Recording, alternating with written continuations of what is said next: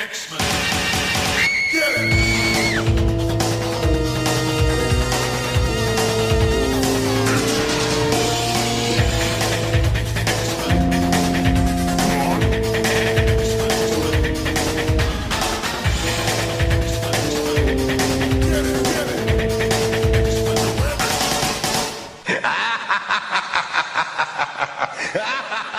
Hey everyone, and welcome to another exciting episode of Battle of the Atom. This is your spookiest X-Men podcast, where we rank every story from A to Z. I'm Spooky Adam. Just regular sack. Fair enough as it is. Have you seen this ugly mug? Oh, stop it, you handsome lug. Oh, Adam. It is Halloween today. It is. We're recording a little bit later in the week, but that's okay because we have 3 spooky stories to share with our listeners, and we're going to start with one that I had not read before. Who's this request coming from? I mean, from the Catholic Church who established All Saints Day centuries ago, I think. Satan himself. No, in fact, Adam, you could argue the opposite.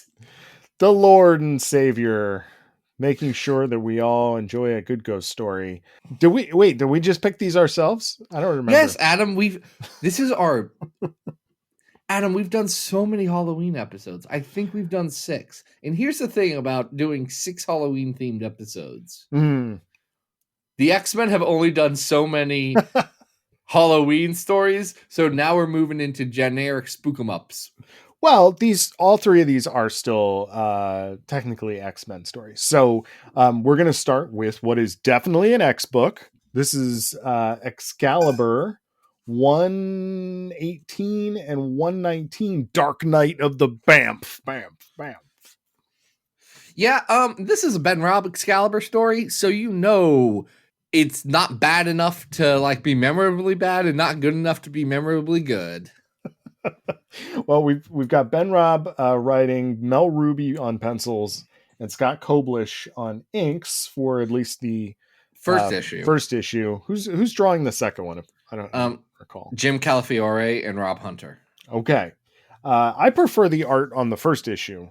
I didn't really like the art on the second one as much, but I think that's mainly because this is a story about the Kitty's Bamf doll coming to life and bringing the rest of the Bamfs, the many, many Bamfs who accompany Nightcrawler in various parts of Nightcrawler history, coming to life, and Looney Tune terrorizing the Excalibur team.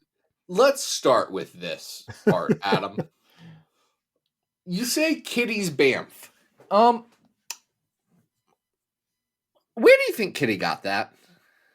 So Kitty has a stuffed animal of Nightcrawler, right? Her friend. Yes, her friend Nightcrawler. And the toy, where does the toy come from? Does the toy come from the well of whatever? No, it doesn't. No, Adam. It was given to her by Nightcrawler. Hey, Adam. Okay, great. Let's put a pin in that right there. Let's hold that thought. Yeah. What's the only other time you've seen Nightcrawler with a stuffed animal of himself? Oh no. Logic dictates, Adam. That is the one that he did the sexy pose. Yeah, boy. He did his Burt Reynolds pose with Yep. Oh boy. Yeah, I had never put those two things together, and oh boy. Well, it kind of explains maybe then why the Bamfs are really obsessed with Kitty in a way that's a little weird. It's both a little weird and consistent with the Bamfs as portrayed in Nightcrawler miniseries. Yes, and at least for the first issue. As these, we realize that the Bamfs have been terrorizing Lockheed, first of all, and Lockheed for the last couple of issues has been behaving a little strangely. But the Bamfs, at least in the first of these 2 issues, like I said, they're much more cartoony and silly, and they're like, we're going to drop a boulder on your head. Great. No It's notes. the second issue where it's like the Bamfs are like, we're going to take Kitty back to her bedroom and show her why she loves us the most. And it's like, oh, I don't like where this is going. Don't love that. The second issue reveals that all this is being orchestrated by Nightmare. Yes. Who we last saw when we talked about Marvel Comics Presents, I believe. I don't know. Listen, everyone's like, oh, what would be a great idea? We do a story with Nightmare where everyone's nightmares are literalized and or they have to confront their past and their fears and have to get through them.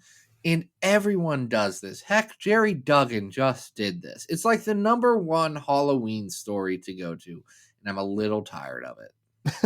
Well, the other problem with this is that Nightmare kind of gets a little confused with Mojo here because they're using, like, Nightmare is using a TV and a Nightmare remote control, and he's like making shows of each of their tragic stories. Like Colossus is confronted with all of his dead Rasputin family members, Kitty with her parents getting divorced, etc., etc. Megan's confronted with the idea that she's actually ugly. Right. And on a wedding day with Brian. And the story concludes quite nicely, I guess, that each one of them has the self-esteem and confidence to realize that that's okay. You know, like, we've been through some stuff, but we're getting through it. And Nightmare, you have no power over us. I mean, case closed. That is great. It's the same general story as the first VeggieTales cartoon, Where's God When I'm Scared, where they sing the song, God is bigger than the boogeyman. He's bigger than Godzilla or the monsters on TV. You know, I wasn't expecting you to drop a VeggieTales reference, a show that have never seen before.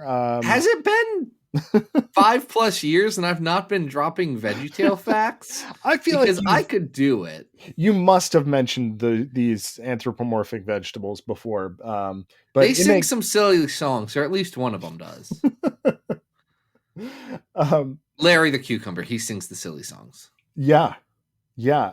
No singing cucumbers here. However, we do have these little, prancing stuffed miniature versions.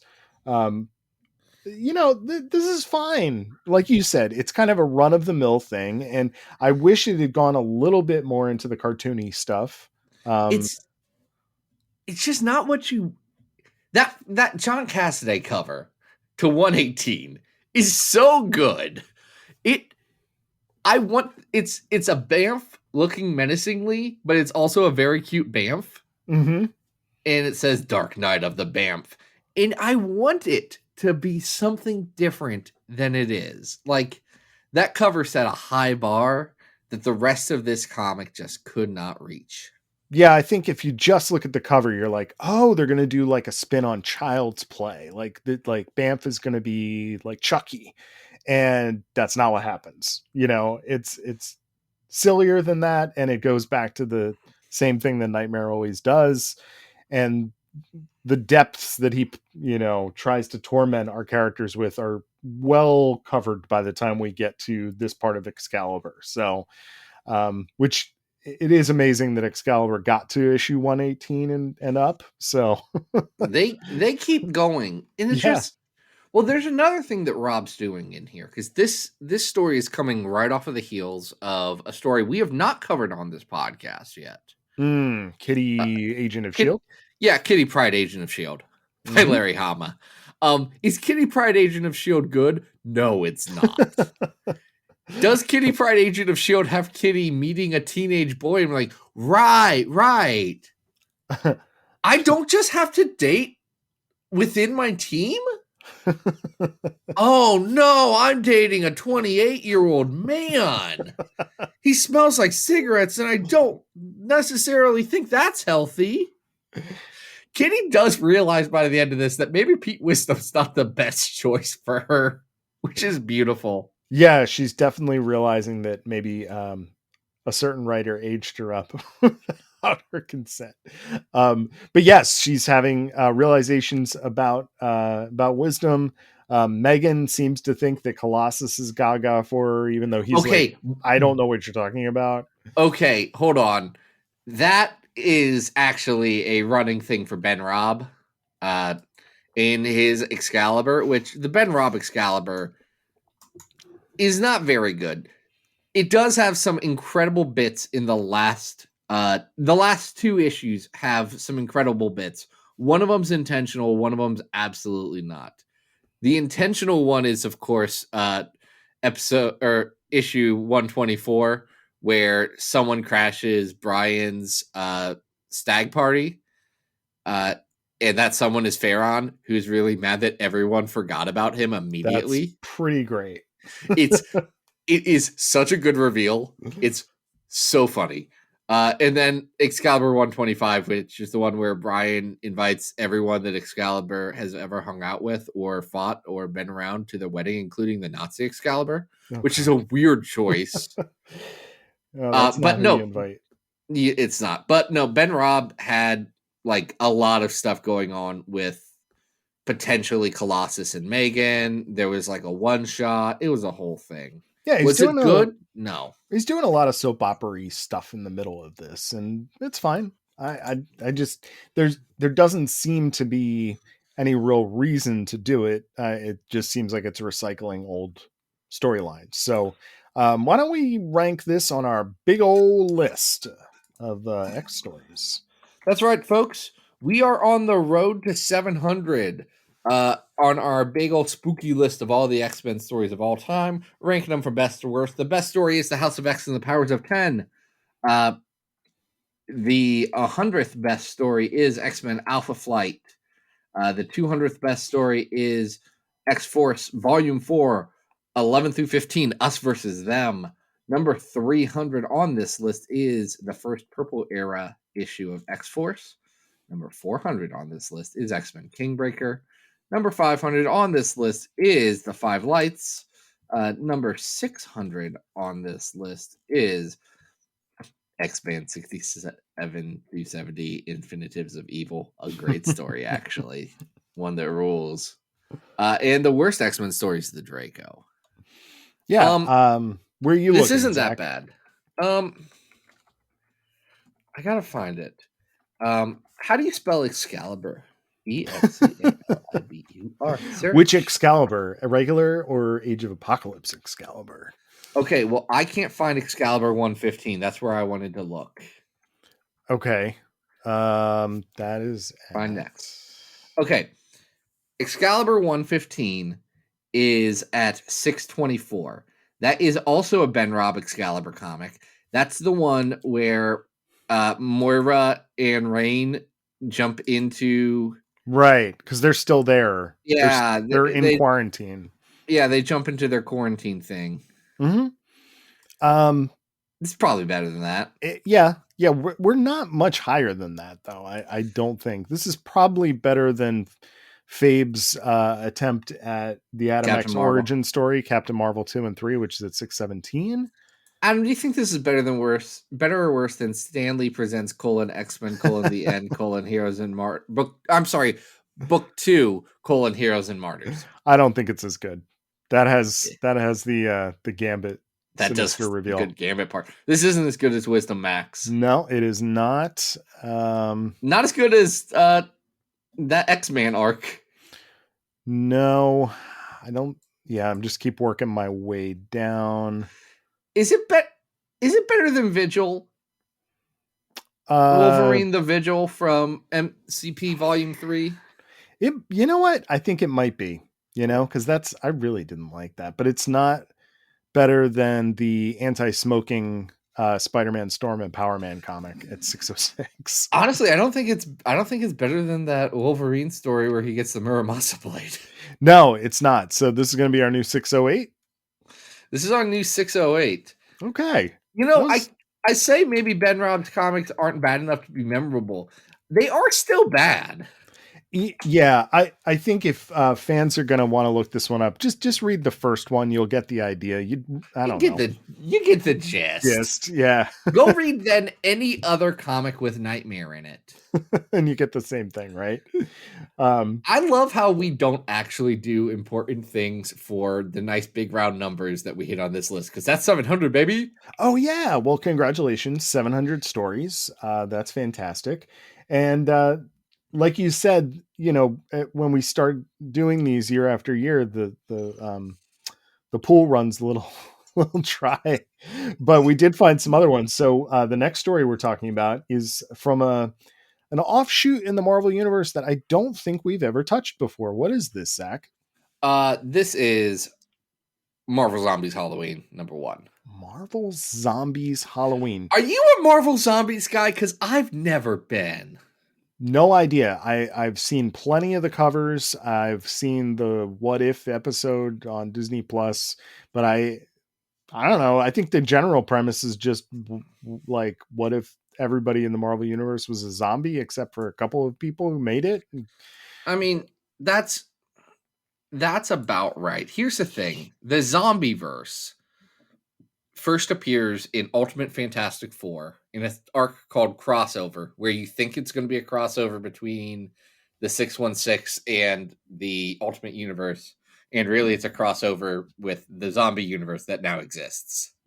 Great idea. I love zombie movies. I think this is a fun idea. And, well, it's 2005, so that's about as high zombie. That's when folks, let me ask you this question that you were asked a lot in 2005 and haven't thought about since. Do you have your zombie survival plan?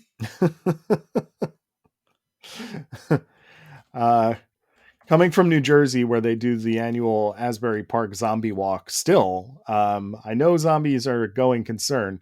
But you're right. I mean, there was a point where Kirkman had a stranglehold over the entire American pop culture with. Well, no, this is even before that. This is pre-Walking. Well, the comic is out by then. The right? comic's out, but And the it's a comic hit. it was a hit. It was a hit as much as comics go. Yeah. It was 2003 is when the first issue of Walking Dead came out, but like there was the Zack Snyder Dawn of the Dead movie, 28 Days Later. Mm-hmm. There was an Xbox game that came out right around this time that was I forget, Dead Rising. Sure. Shaun of the Dead came out right around here. All the Resident Evil games, all the Resident Evil movies. Like, people love zombies. Zombies were so hot. Did I have a copy of the Zombie Survival Guide and World War Z by Max Brooks? Yes, I did. Yeah. I think they're in that closet over there, Adam. I have not touched them in years. I did get World War Z taken away from me at my nice conservative Christian school because it had a swear in it. Oh no.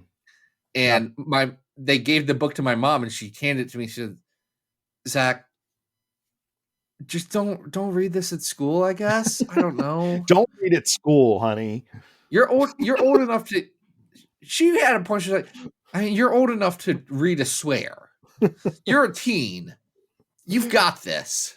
Gotta love schools telling children not to read. It's just classic school behavior. Like, what? But yeah, zombies are huge, and Marvel has this whole thing where they do these minis and one shots, and this one specifically is to celebrate Halloween. It's by Fred Van Lente, and who's drawing Alessandro Vitti. Yeah, Alessandro Vitti. Gorgeous Francesco Francavilla cover. Oh, so cool, with Daredevil, Black Panther, and Luke Cage kind of storming through a door with their little Halloween buckets filled with brains. I love it. It's good. It's not the best Francesco Francavilla zombie cover that I've ever seen. It is still a pretty good cover. I mean, I love it. I think it's great. And this story is interesting because you are thrown in media res with this survivor, this woman, who's, kind of got a automatic weapon and has set traps around her house and has a son. and is just, like in a lot of survival zombie stuff, just trying to make it through the day. What's interesting about this story is that we don't learn who this protagonist is until well into the story. Mm-hmm. And for people who, just the way that the character is drawn, and the fact that she has this son, you're not necessarily going to guess who it is right off the bat. So when you do get the reveal, I thought it was pretty cool. It's Kitty. That's right. It's Kitty Pryde. It's Kitty and her son Peter. They're in a zombie apocalypse. They're trying to celebrate Halloween, and she doesn't want to. And then she decides that she will, because they find like a cat. Yeah, they find a kitten, and the little boy, he's grown up in the Marvel zombie apocalypse, so he's not really familiar with the customs of Halloween, and he gets this really cute little Wolverine costume, which he thinks is dumb. Very cute. Which also comes with working claws, which I think he uses at one point. He does stab Zombie Darkhawk in the eyes with his claws. I was like, oh, this costume is maybe not children appropriate, but in a zombie apocalypse, you really do need to arm your child with. You gotta stay safe. Yeah, you gotta stay safe. Gotta put knives in your child's hands. Okay, but Kitty Pryde would do this. Would she let her child? She learned child safety from Wolverine. Well, the child does follow the kitten that they are, trying to take care of out of the house, and gets accosted by several Marvel Universe zombies. So we have Squirrel Girl here. Squirrel Girl, a 2012 Squirrel Girl appearance. Folks, somehow, and this might be the most wild thing to me about how pop culture has changed over time, is that Squirrel Girl, like, people forget Squirrel Girl was legitimately just like a gag joke character. Yeah. Now she is popular and known, and people like her, and they took the gag past its limit, and somehow Ryan North brought it into being good, actually.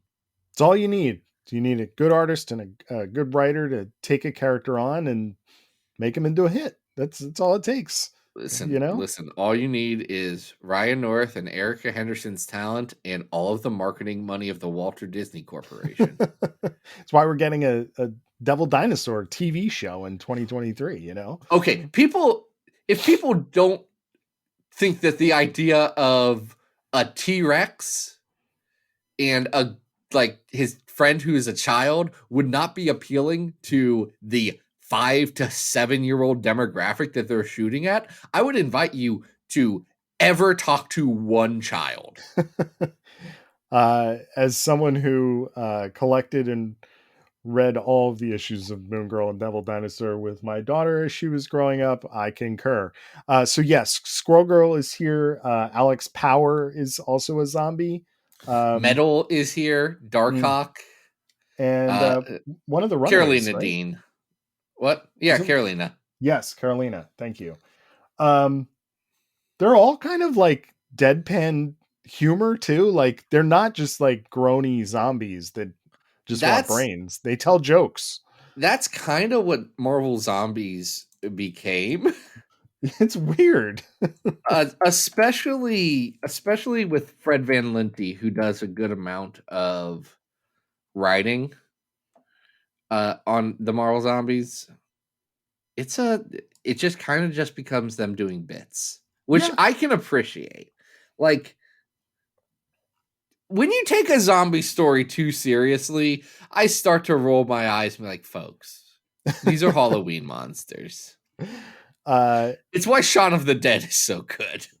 Yeah, I mean, you could do a lot of things with zombies, and the zombies are not only fought off by Kitty and her son, but her son did manage to make it to at least one house to trick or treat, And that old man that was there turned out to be Mephisto. So Yeah, he shows up at the end and burns some of the zombies to a crisp so that Kitty and her son can get away. it's weird that Mephisto does a Faustian bargain with Kitty in a one-shot because it's never brought up. Like, this doesn't go anywhere. No, but it's just a fun cameo, and by Kids the these time, days are always trying to find out where Mephisto is. yeah, Which I think is funny because most comic readers are trying to find where Mephisto isn't so they can read those books instead. it's a weird dichotomy. It's either your Mephisto in the Silver Surfer books where you belong, or I guess Ghost Rider, maybe, but there's a lot of other Satans too. Yeah, I'll accept him in Daredevil as well, just for fun. I won't accept him in Daredevil because anyone who tries to do him in Daredevil is like it worked in Daredevil the one time. Mephisto should not be hanging out in Daredevil books frequently. Chip, I know you love the Nascenti run. Don't do it. I mean, Blackheart is a Daredevil foe, so Blackheart's a Ghost Rider foe. No, but he appeared first in Daredevil. Yeah, when is the last time Daredevil and Blackheart? I'm just throwing it out there as a fan of that run. So I think where Blackheart has fought Miles Morales more frequently than he has fought more recently. The Daredevil. Yes, probably. So this kitten that they've been chasing all around town is curled up in the pumpkin at the end. Kitty and her son have this heartfelt, memory of his dead father, Colossus. And, it's a nice, sweet moment at the end. I thought this was fun. It's lighthearted. It's silly. It's, if you're a fan of shooting zombies and Kitty Pryde, you might like it. I don't necessarily buy that this is Kitty. It's very much a version of Kitty, and it's not the version of Kitty that I like. It's the version of Kitty that like Joss Whedon and Mark Guggenheim have in their head. That's a good point. It's a very Joss Whedon version, Which again, it's just a few years after Astonishing ended. Yeah. People don't realize how big that book was. Yeah. Probably still is for a lot of people, but this is fine. I enjoyed it. I liked the reveal when you realize who it is. I liked the silly zombie banter, and it was a fun little Halloween story. So I would tell people to check this out, if they've never read it.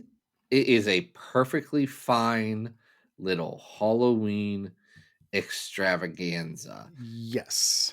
Adam, I'm going to ask you one question though. Ooh, yes. Mm-hmm. Yes. When do you think the last time Mephisto saw Daredevil was? Oh, he has. Like, when do you think the last time Mephisto and Daredevil have been in the same comic book? Charles Soule? No, bud. You gotta go to 1999. That's a Kevin Smith, Joe Quesada, Jimmy Palmiotti joint. Okay. Well, let's keep it that way then, Let's not, unless somebody's got a really great idea for it. Both Mephisto and Blackheart have separately been in X-Force more frequently than they have in Daredevil. Let's rank this story. I think this is better than the Excalibur story we just talked about. It is better than the Excalibur story. Where is the it's okay. Part of the list.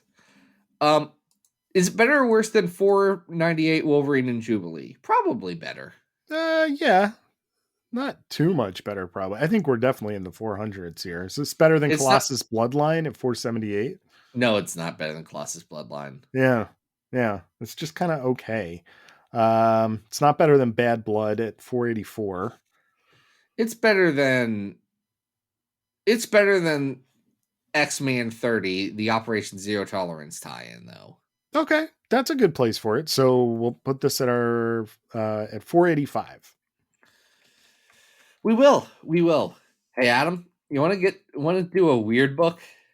Yeah, let's finish with a weird one, and this is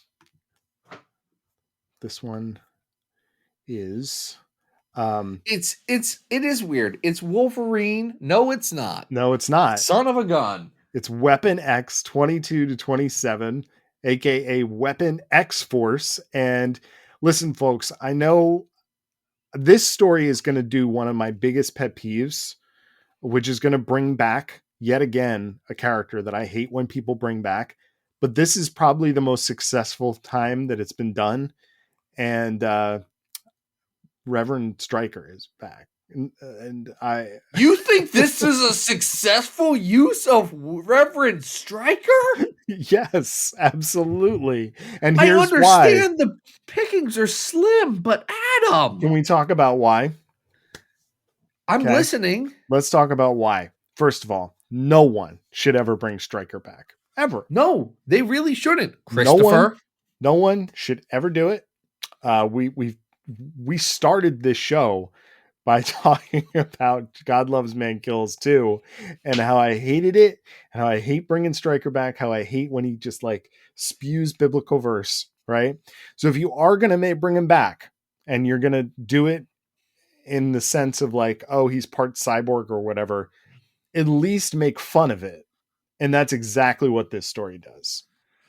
This story does have William Stryker sell his soul to the devil. Exactly. That's weird. I don't think that works. I think it works.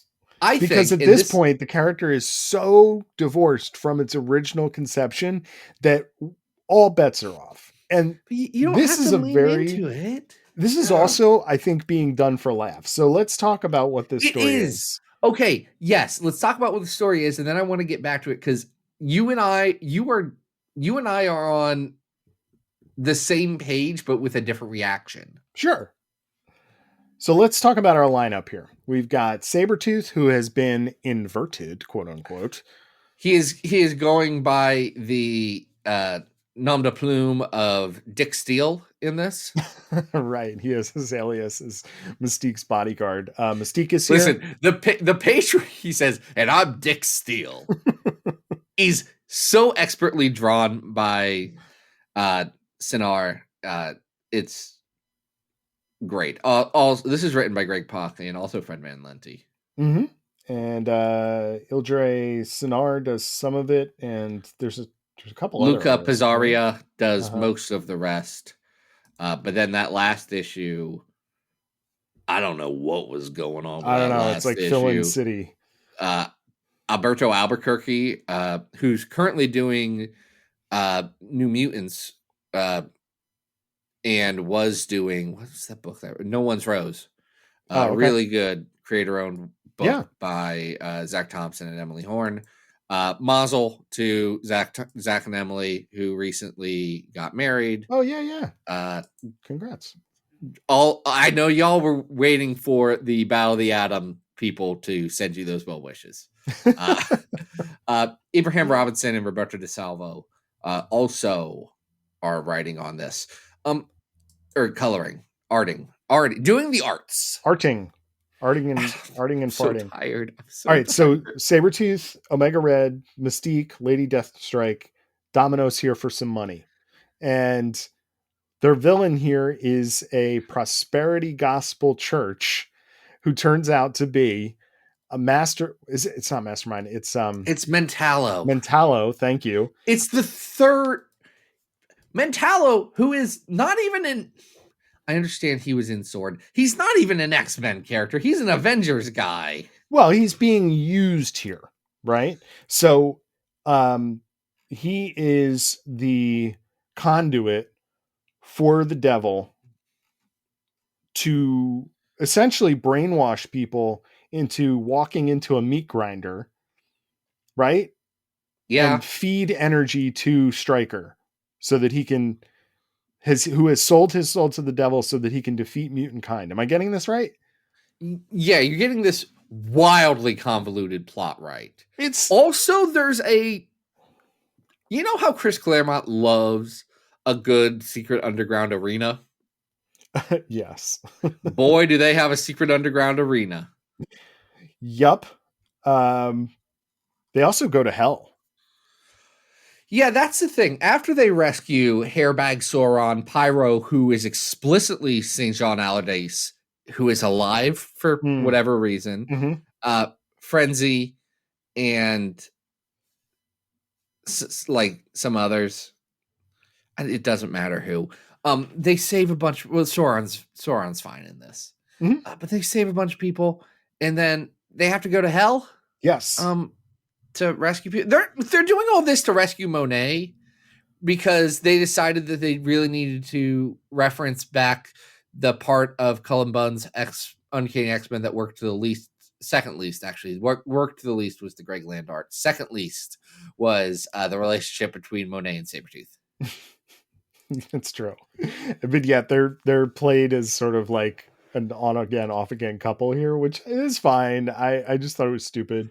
Deadpool's also here. Deadpool has a full issue devoted to him, like having worked for money for Mentallo and not really knowing what's going on, but he's going to fight the rest of Weapon X Force anyway. And I don't know, that was actually pretty funny. Even though Deadpool's the best when he just kind of like pops up. Deadpool is not written poorly here. Here's my problem with Deadpool in this, and actually my problem with adding M to this. This book really, like, does Lady Deathstrike say more or less than 3 words in these entire, like, 7 issues? Oh, she's like complete non-entity. She has Omega Red does very, very little. Yeah. Lady Deathstrike does have the stabby nanites that help cure the mind-controlled folks, I guess. That's not how stabbing works. I need people to know that you can't stab someone to health. Well, she's injecting them with her claws. That's not how claws work. It's fine. It's fine. Do we mention Azazel is here? Yeah, Nightcrawler's dad. That's the part. He's the devil that William Stryker has sold his soul to. Right. Hate that. I love it so much. And guess what he does? Like hold on. Wait. This is the kind of goofy stuff you live for. Why is this not entertaining to you? Oh, because it would be entertaining if it was good. And they did it bad, actually, is the problem. Because we just got done an entire episode where you defended X-Men The End, and you're telling me that this is not funny? That's a great question, Adam. Yes, I am saying that. I mean, no, because here's the thing. I feel like they're using Azazel as just a regular demon guy. In one, Marvel Universe already got a lot of Satans. We don't need the Satan from the worst X-Men story necessarily. Number 2. What was my number 2? Oh yeah, he just makes them do the thing that Nightmare does. Yeah, that's true. They have to like relive past trauma. It doesn't last as long. It doesn't, only because there's a point where they're like, yeah, there's too many characters in this book. We can't dedicate 1 page to all of their trauma. Yeah. Yep. Very good that Deadpool's trauma is failing on stage and people laughing at him instead of with him. And Domino's trauma is having to watch Deadpool do stand-up comedy. That was pretty funny. Listen, there's great... Okay, that's my thing. There are great bits in this. Yeah. Fred Van Lente and Greg Pak are great writers. One, the art, very inconsistent, very rushed for everybody. Sinar having to jump right off of this is a shame because easily the best art that it looks like and it just goes downhill. Yeah, I would agree with that. The problem to me is tonally, I don't know what this is trying to be because it's not as far into like the silly slapsticky of the time that Omega Red got a tiger. Right. It doesn't go that far. And it tries to pull back with like this story about pathos and like Sabretooth trying to come to terms with his violence and his rage and being a bad father. Because that's the other thing we didn't mention, that Graydon Creed. Right. He saves Graydon Creed, even though Mystique is like, why are we doing this? Mystique. Here's the thing about Mystique's parenting method. And I think we could all use a little of this energy sometimes. Mystique is a parent who's going to be like, no, this baby has bad vibes. I don't need to deal with it. I'm going to throw him off of a waterfall. I'm going to let this child. Yeah, I did give birth to him. He sucked a lot. I also shot him. Right. I killed him for a reason. We're not bringing him back. And hold on. He's supposed to be dead, Victor. Yeah, Sabretooth is so desperate for, like, you know, salvation brownie points, which does seem odd. But, you know, again, a lot of these characters are in this weird spot, like the Havoc stuff, and it doesn't need to be the way it is. Like, it's just you can't have it both ways. You can't in issue 1 be like, "Hi, I'm Dick Steele, Sabretooth," and then be like, "I'm going to redeem myself, even if it costs me my soul, Sabretooth." You cannot give me that in one story. It's just give me it. It makes it lukewarm. It's not good enough either way, and that's my biggest problem with this. I had that problem with Reverend Stryker because I think Reverend Stryker as a character in God Loves Man Kills is so far into the, I don't want to say melodrama necessarily, but definitely melodrama. Like, it's a very serious story. God Loves Man Kills is not a joking book. No. And Stryker is explicitly not a joking character. So it is weird to see him come back as a robot demon who has sold his soul to the devil. Yeah, I'm fine with that. Actually, I think the robot part is from earlier. It's from God Loves Man Kills too. No, he just had a robot suit in God Loves Man Kills too. No, but where is it? Is it Bastion that he gets the when he gets brought back? No, Adam, it's what the hell was that? He comes back with Bastion in the new X-Men, but he's just a dude there. And then in the first year of Weapon X, where they make Weapon H. Yeah. You know, the Wolverine is also a Hulk. The Hulkverine. That was a William Stryker story. Okay. It sucks. Yeah. Listen, what I also appreciated about this story is that it does end with Sabretooth beheading William Stryker in hell. So it's great. Like, hopefully we never see him again. We will. He was in a movie. We're going to see him again. It also, like, the book just kind of like ends. It's like, oh yeah, we're out of pages and this book is over. So, like, the book is over. We're not publishing any more issues. It's so weird. It's very strange because, like, they don't know what's going. Like, they're just like, yeah, Sabretooth ran into the woods over there, and this story's over. And they do a whole marketing thing. They did a whole marketing thing about them being Weapon X Force in August of 2018. Before August of 2018, they get a whole new design and all this stuff. Yeah, it's very strange. I still think it ends. I mean, they end it so that they can go and do, like, they were doing Disassembled at this time. Right. Like, all the X-Men stuff has to end by this point so that Hickman can kick off the new year. And he was like, I need like 5 months, people. Pepe has not finished. Right. Can I have a little more time? Okay. I have to do the best story. Hold on. So I still think this is fun. I agree. It's not as fun as the time that Omega Red had Tiger. Yeah, absolutely not. Where is that on the list? Let's start with that. Let's see. Hold on. I gotta find it. That is at that's at 354. Okay. So we know we're below 350. I think this is worse than the zombies story. Yeah, I think I would agree. I also think this is worse than Weapon X, The Draft, Sauron. Yup. Okay. So we're probably in the 500s here, because I don't think this is as good as... We're in the 500s. New Warriors 31, Who Mourns the Hellions. Looking around... This isn't... Yeah, okay. This is not as good as the time that the all-new X-Men with the Dennis Hopeless and Mark Bagley team went to Paris. Yeah, but I don't think it's as bad as at 530 X Factor She-Hulk Secret Invasion. I agree. And I don't think it's as good as New Mutants Back to Asgard 77 to 85. Which one is X-Force Annual 3? Is that the Danny story? Yeah, it's not as good as that Rainfire story. No, I think I might. I would put this ahead of Uncanny Annual 8 at 527 though. Yeah, I'd put it. I would put it between above that. I'd put it below the X-Force Annual, but above the Return to Asgard from New Mutants because that story is too long. Okay, that's that. You know what? That's fine. I enjoyed this. I thought it was fun. I agree. It's got some weird quirks to it that maybe don't work, but you could do a lot worse. Hey, why do they rescue a bunch of supervillains for one issue and then say, later, haters, we're gone? And that doesn't come up for the rest of the thing. I don't know.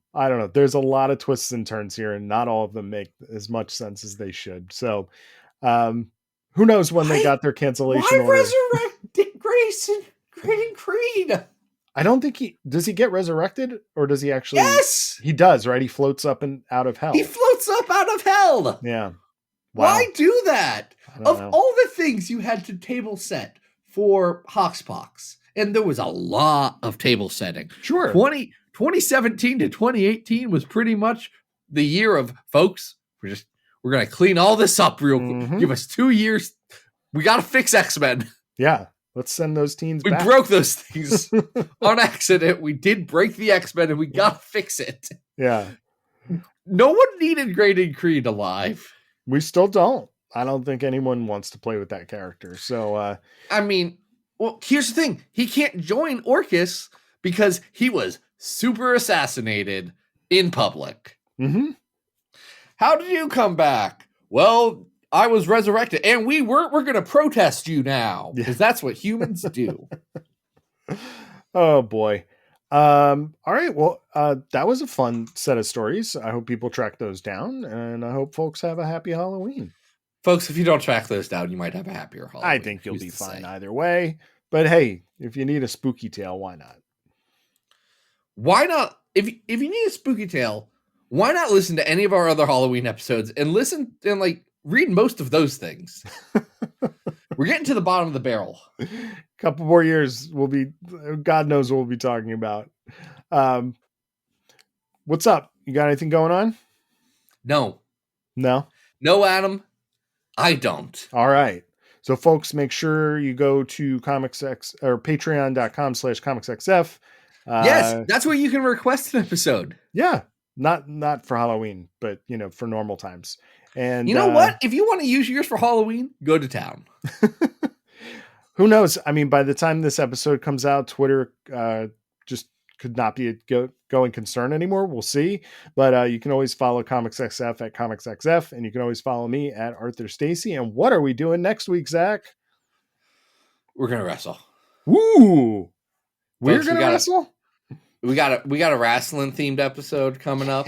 Very excited. I'm fresh off of my trip to WWE SmackDown, an event I definitely did watch in person. We'll talk about that next week. Okay. But until then, folks, this has been Battle of the Atom. We hope you survived the experience.